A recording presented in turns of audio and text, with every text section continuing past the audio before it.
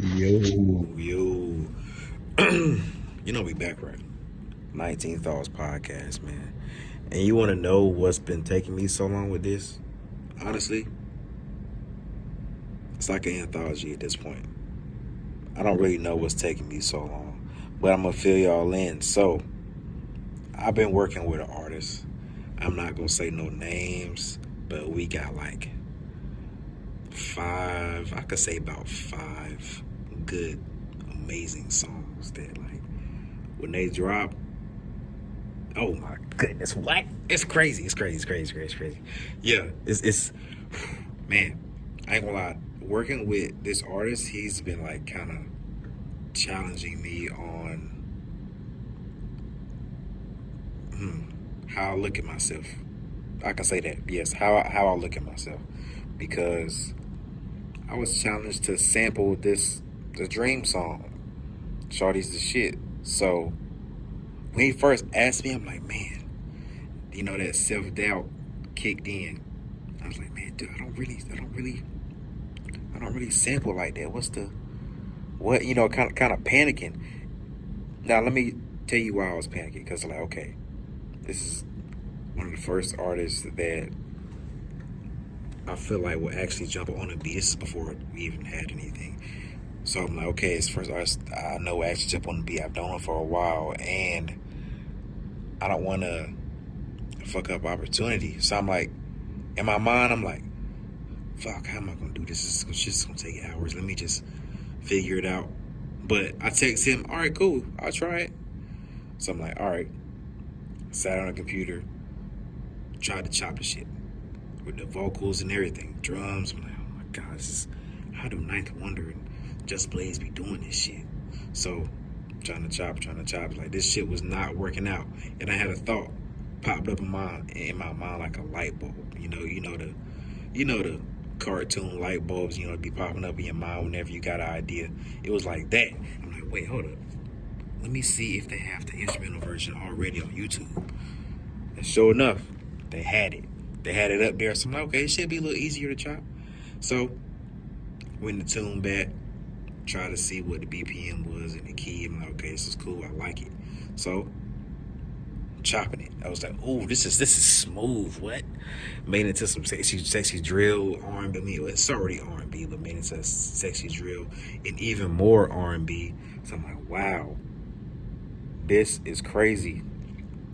This is crazy. I never really thought I could do this. Like, you know what that taught me? I am not where I was before at all. Not even close to where I thought I was. And it was silent too. Like, it's this now. Before I started this podcast, like, I can say this episode, so it's like 20 minutes ago, I was just going through my YouTube channel, looking at all the beats I made just over from September 2024 to September 2025. I'm like, wow, these beats are actually fire. And looking back on it, I can remember at that point last year when putting beats on YouTube, I was not confident in my beats at all. And now going back and listening to them, it's like, wow, these shits is fire. Why was I not confident in my craft? And I'm still thinking about that. I don't really think I have the answer right now. Let me think. The podcast did not end. I'm just thinking. So let me think.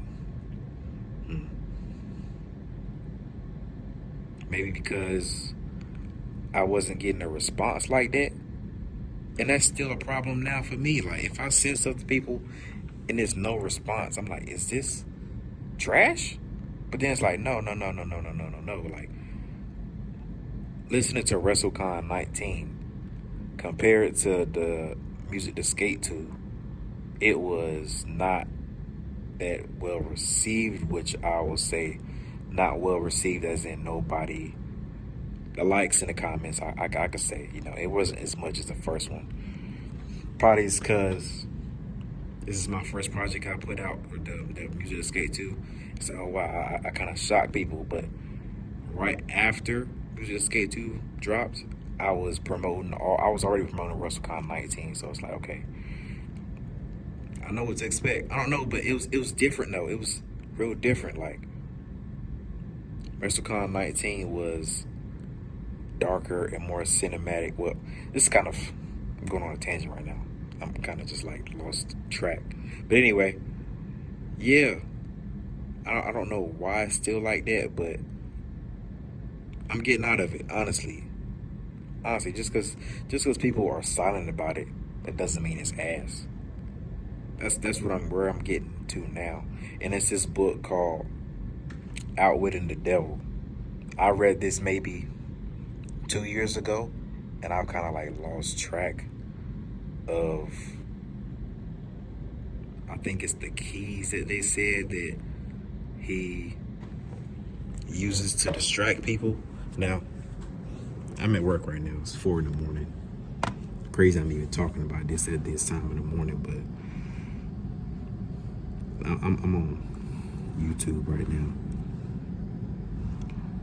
Okay, Outwitting the Devil it's basically the secret to freedom and success. The book was written by Napoleon Hill because, he says he kind of met him, which is, I don't really know. Maybe it's, it said the book was banned for a while and it just came out maybe in 2011. So I'm online right now looking it up. The 6 fears. Okay, the 6 fears are fear of poverty, criticism, ill health, loss of love, old age, and death. Now, I can connect this to beats because it's the fear of criticism. Like, not everybody's gonna like what you do, which is okay. And before, I'm thinking, man, I gotta kill this. And even now, looking back, even if I kill it, in my mind, somebody else can think it's ass. I'm like, what the fuck? Like, they could be like, what was you thinking? And I'm like, nigga, what? This is the best shit I made, And I be thinking that shit kind of scare me. And I don't know why. I don't know where this even came from. This is kind of healing for me as well. Damn, this is kind of okay. Okay. Now I know. Now I don't know why I even have this thought. Now that I know it's false,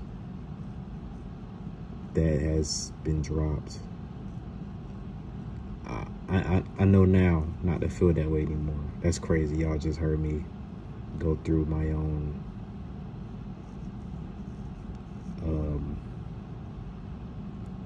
healing. I don't know what you would call it. It ain't like it was that easy, but sometimes you gotta hear yourself talk the shit out, and then just based off the book Outwitting the Devil, I've read it. I've just forgot how certain things were. It kind of hits. How you like, if somebody you talking to ask you, have you seen this movie? And it's like, I haven't seen that movie in years, but I still remember the plot. I still remember some scenes. It's like that for me at this point. It's like that. Yeah, that's crazy. I gotta like lock in with this book again. I feel like I've lost my way with reading shit. I remember last year, man, I was listening to a whole lot of audiobooks, just locking in with them. Nowadays, let me tell you, my days consist of sleep, try to work out when I can, and make beats. Really about it. That's really, really about it. And I need to come up with a schedule because I got so much stuff I want to do, like working with this artist and trying to work on this other R&B project. I'm in a real R&B type of mood right now, lately. For like the past 2 weeks, I've been straight doing a little bit of R&B, a little bit of hip hop, just based off the WrestleCon, getting that out the way. What I keep talking about, let me just get to it about that. So, WrestleCon 19 was a concept I had a while. And I had this concept before I even dropped music to skate to. Like, if you look on my TikTok, maybe Rest of the Skate 2 came out in July 29th. And I believe the concept I had in April around Dreamville time. Yeah. So I wrote down 3 of them. I believe it's around that time. So my first one was Music to Skate to. My second one was, it was at first called WrestleMania 19. You see why I changed it to WrestleCon 19. And my third one was NC to LA. I wanted to work on my West Coast beats. So this is all, like, my beat tapes is me just, I can say it's me prepping myself, and it's me, well, prepping myself to, let's say an artist wants me to do their full project. I have proof I can actually do a full project, and it's cohesive as shit.